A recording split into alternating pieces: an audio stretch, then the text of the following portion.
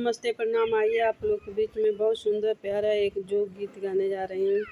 मोरी पीछू आरावा हो जोगा वा बिकाए आइल, मोरी पीछू आरावा हो जोगा वा बिकाए आइल। अरे जोगावा के मोल या ना मोल रे लालनवा, जोगवा के मोल या ना मोल रे लालनवा।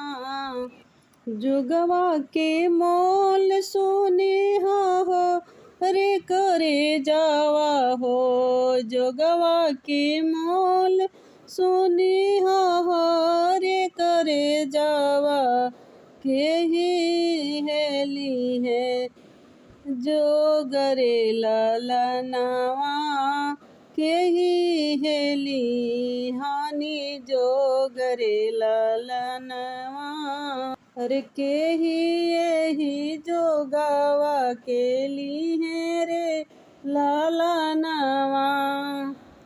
दुअरा बैठला मोरे पापा जी पूछले, दुअरा बैठला मोरे चाचा जी पूछले।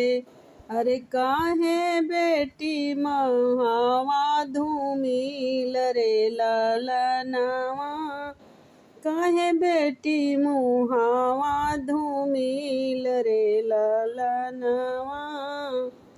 मोर पीछू अरवा पापा जोगा वा बिकाला हो, मोरी पीछू अरवा चाचा जोगा वा बिकाला हो।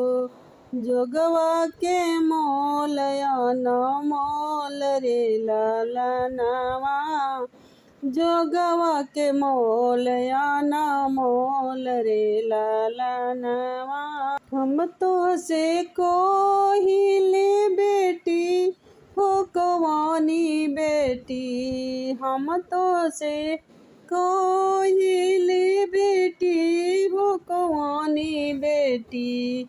अरे जोगवा के जिद छोड़ी देहु रे लालनवा, जोगवा के जिद छोड़ी देहु रे लालनवा। हम तो से कोहिले बेटी हो कवानी बेटी, जोगवा के जिद छोड़ी देहु रे लालनवा। जोगवा के भार बेटी तो से ना सहाई हानि, जोगवा के भार बेटी तो से ना सहाई हानि।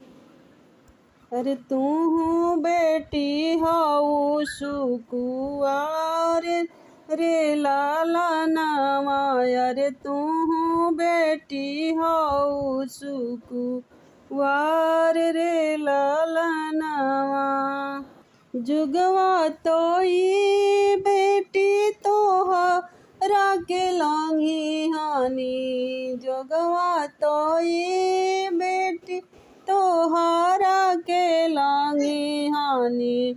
तू बेटी होई बुपराय रे लालनवा, तू बेटी होई बुपराय रे लालनवा।